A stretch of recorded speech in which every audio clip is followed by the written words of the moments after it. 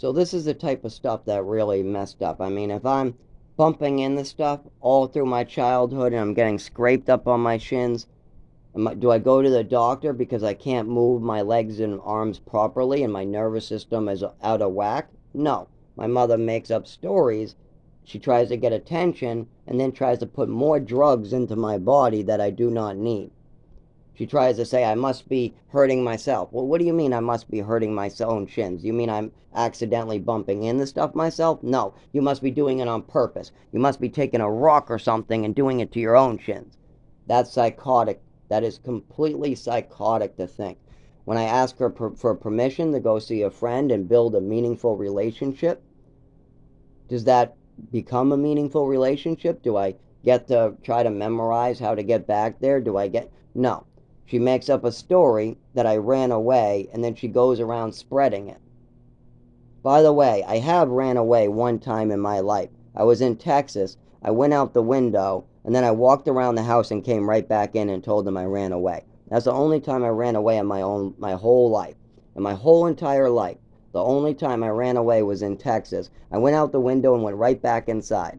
It was not even 1 minute. So this wasn't an established behavior either. It wasn't like I ever ran away. This was never happening. There was nowhere for me to run away to. It was too cold outside all of the time. I had no friends thanks to my mother and my father. I made friends, don't get me wrong. I had several friends who wanted to hang out with me. But the situations I was put in, the way my mother was, and the distance between me and my friends, all that interfered with that ability. So I never really had much friends over. But I had neighbors. The drinking of our household, the alcohol problems with our household was a problem.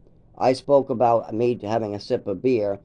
That's the only thing I made a mistake. I own that. I shouldn't have said that. But the real problem is there was alcohol all over the house, and they were starting to identify how my mother and father acted, and they realized that that might not be the best thing to happen. That their kids should stay away from our family, and they were right. The way my mother is, and the way my mother was, no other child should come into her house. Absolutely not. I shouldn't have been living there either.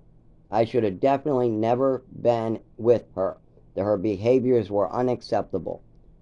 Drugging a child, making him disabled, making up stories about him, trying to make up stories to get him drugged, adding extra drugs. All these things are extremely unacceptable, and I still pay for it today. I'm over this, by the way. Don't get me wrong. I'm over this. I'm 31 and over it. But now I still have seizures. I still get hurt from what she did to me, and there's no documentation of it. My family deserves to know why I am dying, why I am going to be dead. If I have a seizure and I get run over, they deserve to know what was going on with me. My biological family gave up their son for a better life. Instead, he was made crippled. I don't think they're going to want to know that, but they deserve the truth. Now, why am I having so much difficulty trying to get proper medical care for a physical disability? Why am I not on Social Security? Because my mother liked to make up stories and she liked attention and she wanted Social Security. Oh, I gotta stop this.